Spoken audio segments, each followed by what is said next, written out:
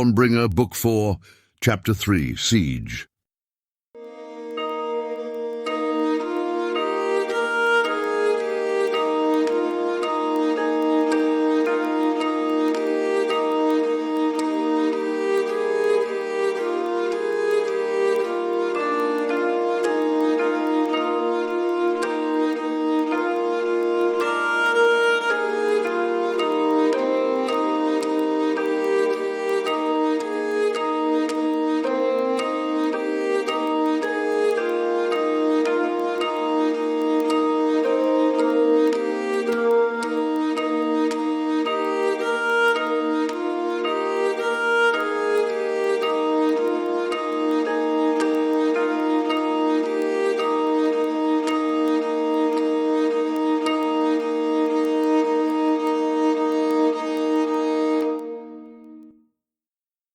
As the men emerge from the crater, exhausted from the confrontation, their bodies shaking and weak, they look around. To their dismay, they see destruction in the perimeter surrounding the explosion of dark energy that emanated from the Lord of Death. Whatever buildings had once stood on the surface of the ground, directly above the cultic chamber, have been completely decimated, and for a good 30 yards surrounding, the damage is severe. Climbing out through the rubble, they hear cries of anguish and cries of fear, cries of pleading calling out the names of those who are lost, and they fear the worst. Upon coming to the streets of the city, they are met by a crowd of persons who have gathered about the wound in the earth, and they immediately learn that the same light that had enfolded the 5 men in the chamber also enveloped the people in the houses and streets surrounding, saving them from the blast. Only those in the area directly above the chamber were not spared the full force of the explosion, and their deaths must have been instantaneous. Eldarion receives this news with a mixture of relief and of regret. The light, called upon by his and Rawlane's conscious will, had nonetheless spread to protect others whose location they did not know, and had protected them as well. But such light had not prevented all destruction, nor all death, and whether through the limits of their own power or through some other mysterious reason or circumstance, the explosion had been directed upward, and nothing in that direction had softened the blast. But why? Why had this happened, and what was its import? Indeed, why had this explosion occurred at all? Not only do these questions plague the hearts of the men, but they also greet them in the numerous voices of citizens who crowd around them, their faces marked with panic or confusion, and their words drowning one another out in the effort to be heard. It takes a moment before Brima is able to silence the crowd enough that he can address them. "There was a mysterious power that slumbered beneath the city," he says. "but it appears to have been exorcised. We will tend to your losses immediately and shall share more information with all of you soon." Brima, it was not... Eldarion begins softly, whispering in his ear, but Brima turns and gives him a look that immediately silences him. "Roomdill, will you please hasten to the citadel and inform the members of the council of what you have witnessed?" says Brima, turning away. And then, addressing the people again, "Are there any wounded that need immediate treatment?" Before any answers can be given, however, the earth groans and shakes with such violence beneath their feet that they are hardly able to remain standing. As if in anguish, the land cries out, and then from the center of the crater, a scar upon the flesh of Telmerian, black mist begins to belch forth. The same blackness that had enfolded the 5 men in their confrontation with the Lord of Death now seeps from the center of the wound, spreading rapidly outward like poisonous fumes, wrapping itself around everything in its path and piercing its every crevice until all is immersed in darkness. Chaos ensues almost instantly as the citizens cry out in fear and confusion, uncertain of the dangers that the darkness might hold. Despite their best efforts, there is little that Brima and the others can do to calm or temper this panic.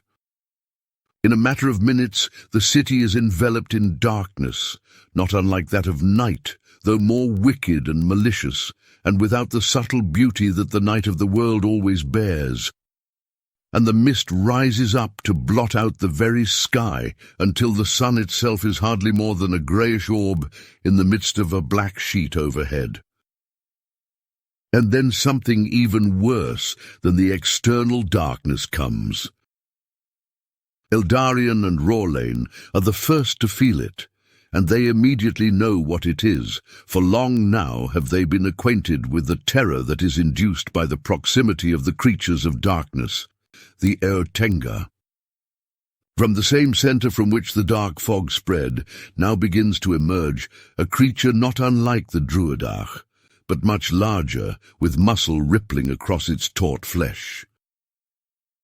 It climbs out of a hole in the earth, as if some insect tunneling from the depths of the soil back to the surface, and it lets out a roar that echoes across the city. As it takes a step forward, they see that the rippling of its muscles is due not only to its incredible strength, but to something else. For it looks almost like the skin boils, and in boiling rips open to unleash what it bears within. From all over its body then lash out in every direction massive snakes with fangs bared, hungering for prey. The creature steps forward and calls out in the black language words of command, to which respond immediately its companions, Ertenga in great number of all shapes and sizes, crawling forth from the crater as spiders from their secret lairs. There are Druidach, not unlike those that they have encountered before, in the barrow of Serra Galaptes and in the siege of Ristfand, though they look to have been improved by their master, with claws as long as daggers, able to pierce armour and to counteract a blade, and with spine-like growths upon their skin, on the torso and on the upper arms and legs, which evidently serve as armour. In addition to these Druidach, there are other Ertenga as well, whose great variety and grotesqueness surpass description. And thus it begins, Sighs Eldarion, unconsciously stepping back and staggering upon his feet, as if struck with a blow to the chest. Taking a moment to rein in his fear and frustration and the panic that he too feels, he turns to Brima and Syrian and says, "Have everyone evacuate the lower city to the upper portions, and seal off all access between the two. I know not how or where they shall appear, but this is clearly the locus point of their arrival. And set ablaze all the lights that you can, torches and braziers and hearths, all of it. Light will be your best weapon against these beasts, but prepare also to fight them off with weapons of iron and steel." "Our torches give hardly any light, sir," says a voice behind Brima. They turn and lay their eyes upon a soldier of the guard, his face lined with despair, though a spark of courage shows still in his eyes. And his words are true. In his hand he holds a torch with flame licking from it in full blaze, but its light is all but devoured by the blackness that surrounds it. "Oh, by all the gods, what are we to do?" cries Brima in anguish. "The very same as I said," insists Eldarion. "There is no choice but this. The light is weak, but it shines nonetheless." He pauses a moment and then opens his mouth to say something else, to ask for a company of guards to remain here and aid in the resistance. But there is no time. The beasts begin to spread from the crater, and he draws the Lightbringer from its scabbard and steps forward to meet them. Rorlane is at his side, his axe already blazing with bluish light. "We must be sparing," Eldarion manages to say before they engage the enemy. "To expend the light too liberally will break our strength too soon, but we will do what we must to hold them off until the people of the city can take refuge and until a defense can be prepared. Let us hope we last that long, Rorlane replies. And then he sweeps forward, his axe blazing, leaving a trail of light lingering in the air where 3 Druidak are felled in a single blow. Without being asked, a company of soldiers does join the 2 men, though Eldarion can feel the fear gripping them like a poison threatening to paralyze them where they stand. And so, even while he wields his sword against the enemy, he calls out to his companions in words of guidance and encouragement, instructing them anew on the best way to fell the enemy, and trying to stir in them hope for successful resistance. But he knows the terror that the Eartinger sow by their very presence, and he himself feels also the terrible weight of the black mist, which seems to invade not only the air surrounding him, but also assails the very recesses of his heart and his mind, seeking to crush them into impotence. In order to protect the men who fight with him, Eldarion places himself in the path of the largest beast, whose flesh roils with snakes dancing left and right, and preparing to strike when it steps into proximity with the soldiers of the guard. And they do strike out against Eldarion with vicious speed, more in number than he is able to deflect with his blade. He severs many of them from the body of the beast, their heads falling to the ground and hissing as they dissolve into nothingness. But eventually he is forced to call forth a blaze of light from his upraised palm, and to burn the rest of them in holy fire. Against this fire they recoil, shrieking in a horrible sound that causes the eardrums to ache. But then they are silent. Eldarion falters, feeling the strength leave him, and he leans for a moment upon his sword to regain his balance. But despite the slaying of the snakes that emerged from its flesh, the Eoten itself does not falter, but steps forward and seeks to engage Eldarion in combat. In an instant, its upraised arms are intercepted by Rorlane, who leaps through the air and with a wide swipe removes both of its hands from its arms. These 2 dissolve to nothing as soon as they touch the earth. Howling in anger, the Eoten raises his head into the air and calls out. Without hesitating, Eldarion takes this opportunity and lunges forward, thrusting the Lightbringer deep into the chest of the creature until he is certain that it has pierced its heart. But as it falls to its knees, and then crumbles away as dust in the wind, Eldarion's eyes see behind it more creatures of similar size and form climbing forth from the crater, all of them roaring in triumphant rage, their bodies as though fashioned to be weapons of both danger and terror by a malicious will and a mind that delights in twisted forms. We are going to be overrun, Eldarion. Rorlane calls from a few feet behind him. Pull back and regroup.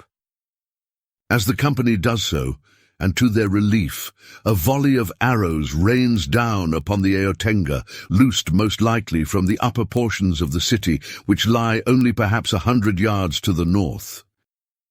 But the arrows will not be enough, laments Rorlane. Unless they strike the heart, they shall do no good. If only we could. Breathes Eldarion, but his voice dies in his throat. For a moment, before the enemy engages them again, Rorlane catches Eldarion's eyes and looks deeply into them. Perhaps we can, he says, and his voice is full of meaning, a thread of hope reaching out as if to weave its way through the very darkness and despair itself, and to forge a path. With the next volley of arrows, Rorlane extends his arms and closes his eyes, wrapped in intense concentration. Immediately Eldarion feels power passing through him, surging through his heart and his flesh as it flows into Rorlane, and through Rorlane into the arrows that fall from the sky. In an instant their tips burst forth in blue flame, like a shower of stars glowing pure and bright, and then plunging into the flesh of the beasts. On contact with the light they dissolve, defeated, even if the arrow that struck their bodies only grazed them.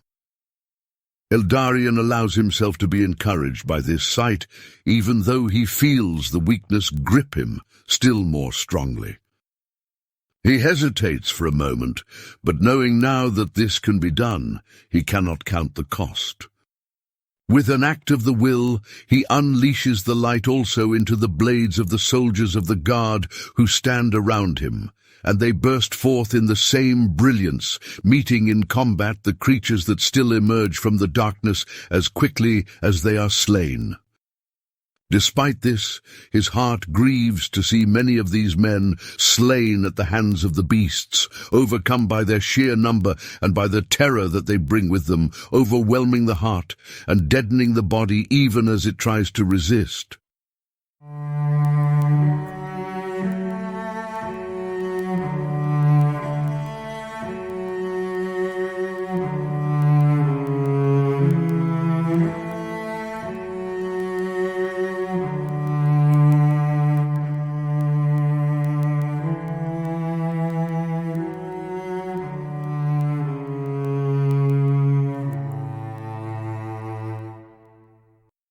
Tiliana and Elmarie rush through the upper city, lighting lights and encouraging wavering spirits as the battle rages below. Evacuees from the lower city, women, children, and the elderly, are aided in their flight to the citadel and its surrounding buildings until there is no longer any room, and then the largest and most sturdy houses of the upper city are filled and barricaded. As far as possible, the untrained men, recruited only recently and given weapons despite their lack of training, are allowed to stand guard over their families and friends, their wives and children, while the trained city guard stands outside in companies awaiting their summons to direct conflict, or are already together with Eldarion and Rorlane in the midst of the fray. Syrian, for his part, gathers a small company of men and says to them, "Will you accompany me back into the fray, not to fight the enemy directly, but to find what wounded we may of our own people, and to carry them to safety? It is more important to save the lives that are threatened than to destroy the might of our enemy. And that latter task lies not in your domain or in your capacity. It is entrusted to another." Seeing their willingness, though touched and constrained by the fear that now, with the permeating mist of darkness, fills the entire city, Syrian leads the company back into the lower city. The barricade is shut firmly behind them, to be opened only when they return with the wounded in need of healing. In addition to this company of rescue led by Syrian, another group of soldiers is led by the captain of the guard, a man by the name of Hending. Zenfir, the captain vicar, also accompanies him in leading the men. They come to the aid of those fighting with Eldarion and Rorlane to stymie the invasion of the Otenga, charging forward with swords and spears raised like a wave at sea crashing against the bulwark of the forces of darkness. But however strong this wave may be, the wave of the Eotenga is greater, pouring forth without end from the center point of darkness that lies in the crater where the Lord of Death had appeared.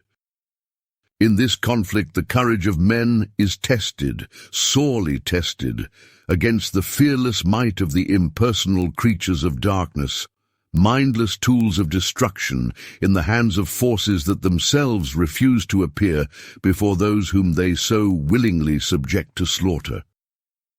Even with the reinforcement given by the troops under command of Hending, it is hardly more than a quarter of an hour before the guards of Onilandun are pushed back to the base of the stone wall upon which the upper city stands. "We cannot hold them any longer." Rorlane cries to Eldarion through the fray, his axe still blazing with light in his hand, though his voice is ragged and betrays the exhaustion that threatens to overtake him. "There are too many. If we stay here any longer, none of us will survive." Eldarion regretfully nods at the truth of these words, fearing what will happen to the rest of the city should the vanguard retreat. Will not the Eartenga simply flood into the rest of the city? Perhaps indeed the vanguard is the only thing preventing them from emerging freely from every shadow in the city and working a slaughter like the one that occurred in Ristfand. Eldarion indeed has the vivid sense that the only thing keeping the creatures of darkness from emerging at will is the light that stands against it, the light entrusted into the care of Rorlane and himself. And thus he fears what may result from the withdrawal of the light, however subtle this withdrawal may be. But then he remembers the words that once emerged from within his own heart during a moment of deep realization, a realization that has continued to carry him through many places of darkness and remains with him even now. I am not the light, but am in service of the light. This remembrance allows him to accept Rorlane's proposition in more than mere despair, but rather with a deep prayer of the heart that the light itself shall remain strong where his own strength and capacity falters. He and Rorlane then lead the company up the stone steps to the upper city, calling out for Hending's company to follow directly behind them, and the barricade is opened for a moment to allow them all to enter. It is shut again just as quickly to block out the Eartenga, who are greeted with a dense rain of arrows blazing with light that Rorlane confers upon them. What else can we do? Rorlane says, his voice constrained with anguish when the gate closes behind them. I really don't know, answers Eldarion, wiping the sweat running down his forehead with the back of his hand. But we have discovered something that we did not before know to be possible. The light can be imbued upon the weapons of others. This itself is a great boon, even if alone it is not enough. Perhaps there is more also that we can discover than this. Is there any way to stop the invasion itself? Senfir asks, joining the conversation. At his side stands Hending, though the latter's attention is directed to his men, whom he addresses in words of encouragement. We would need to find their leader and to break his power, Rorlane answers. but I have seen none who might be such. If it is the one who called himself the Lord of Death, says Eldarion in a voice weak with anguish, then I have little hope either of finding him or of defeating him. His power was far beyond anything I have encountered before.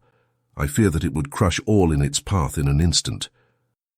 Why he did not crush us in our encounter with him I know not, but I am certain it was not from lack of ability. This lord you speak of, Senfir says. where was he and what happened to him? He was hidden in the underbelly of the city, summoned here by the members of the cult. He appeared for but a few moments in a circle of summoning, only to taunt us and to disappear, calling forth both the darkness that now envelops us, as well as the beasts that now flood the city. The crater from which the creatures emerge is the same place where we encountered him. Could you perhaps find him in the same place again? Senfir asks. I know it sounds foolish, but if they are still emerging from the same place, could he not still be there giving life to them? Eldarion and Rorlane think about this for a moment, and then the former says, I doubt it. Proximity has little or no effect on the power of such beings. And yet there must be a reason that the Eotenga emerge from there and from nowhere else. interjects the latter. I think there may be some truth to Senfir's suggestion. What truth do you imply? I wish I knew. At this moment, Hending finishes speaking to his men and turns to the three, interrupting their converse. He says to Eldarion, You are the one of whom all now speak, the one gifted with light and claiming to bear the blood and heritage of Serigalaptes. If this is the case, can you not use your powers to discern the way to defeat our enemy, rather than relying upon your reason and thought alone? Despite the intensity in both his words and his voice, his tone is not accusative, but rather merely inquisitive. Eldarion is taken aback at first by the directness of his question, but then he replies, The gifts of the gods are not contrary to reason and to the truths discovered by human thought, and yet you are right in this. They go beyond it both in depth and in insight. Perhaps there is some hope in what you say. At this moment, a deafening crash sounds not far away, as the Eotenga begin to batter against the gates, keeping them from entering the upper city. We have little time. Rawlane says. Is there any way that I can assist you, Eldarian? I need to be alone for a moment to concentrate. He replies. Harness the light as you must. Give me only a few minutes. Whether I discover something or not, I shall return to you soon. With this, he turns away and shuts himself in a guardhouse nearby. He drops to his knees and places his head against the earth, covering his ears with the palms of his hands to block out as much external noise as he is able. In the darkness that surrounds him, he does not at first realize that his eyes have remained open, and upon this realization he closes them, directing his gaze inward, beyond the flesh, as if reaching out to touch what cannot be touched, not now the light for which the heart longs, but the darkness from which it recoils. A couple minutes pass, and he feels nothing, as if he is grasping at air and wishing it were solid. But then he turns away from the darkness and back to the light, leaning into it with all of his spirit, a spirit weakened and exhausted. He pleads, Show me where I must go to bring an end to this assault. For a long moment after this, time seems to stop, and Eldarian feels suspended in expectation, a dense silence and darkness enfolding him, not now as terror and death, but rather more akin to the darkness of the womb, awaiting the outpouring of light and life. And then image and awareness flow into his mind. Both together merge into one reality, a conviction in his heart abiding and deep. In image, he sees himself lifted up from the earth and carried across mountains and valleys, across snow and stone, night and day, through darkness and fear and conflict, in hope and faith and longing, and to a citadel high upon majestic peaks, built upon the living rock of the mountains themselves, as if an extension of the very life of Telmerian, breathing forth as a cradle for the civilization of man, and yet by man tended. In awareness, he comes instantly to understand the answer to his pleas, the assault of the creatures of darkness that now lay siege to Onilanden can only be stopped by defeating their onslaught in direct conflict here and now. And this is possible because, when slain with the power of the light, such creatures cannot return again to the earth until fashioned anew by their maker. And underneath this awareness is concealed another. It is not Eldarian's place to lead the conflict against these legions of darkness, but rather to follow the path marked out to the very heart of the darkness, whence all else arises. Only there, in confrontation with the Lord of Darkness, can the power that fashions the Eotenga be broken at its source. And as his mind and heart make contact with this mystery, as they press through the path ahead of him, across these mountains and to this abode of darkness, Eldarian feels a sense of oppressive evil, of inexpressible wickedness and malice, and also a sense of impending danger, not only to the people of Telmerian, but to his own person, and to the one who stands at his side. He feels the confrontation as if walking into the heart of the ocean during a terrible storm, ignoring the violent crashing of the waves that seeks ever to thrust him back toward shore. No, he cannot go back to safety, back to the shore, for only by casting out into the deep, by plunging into the heart both of darkness and of light, can the darkness at last be broken and light prove victorious. And then, just as swiftly as it had come, the vision ceases, and Eldarian's consciousness returns to the guardhouse, where he kneels with his forehead to the floor, the sounds of fear and battle echoing through the walls that surround him. He rises to his feet, trying to allow the truth of the vision to abide within him, indeed to flow into him and to take up its abode in his heart, even as the constricting anguish of their current situation grasps him again with vehemence and threatens to choke his spirit. And the question immediately stirs within him, though he knows, in the lingering light of the vision, that it is a question that cannot and need not be answered. But what does this mean? Even when the path is shown, its details remain hidden, and only in the living of each succeeding moment, hidden in mystery until that time, are the specific contours of the journey revealed. And human freedom finds itself set upon this path, at times to accept in obedience what can be no other way, and at times to reach out with creativity and hope, finding whatever means it discerns to be best, and trusting in a providence and a sight greater than its own. And precisely this is what faces Eldarion now, as he pushes open the door of the guardhouse and steps into the crowd of soldiers that stands at ready before the wall separating the two segments of the city, the creatures of darkness battering against the gates and threatening to break them down. He hurries forward toward Rawlane and the other commanders in order to share with them what he has learned regarding the conflict that lies before him, and how these creatures shall be repelled, as little hope as there may seem to be that such a thing is possible.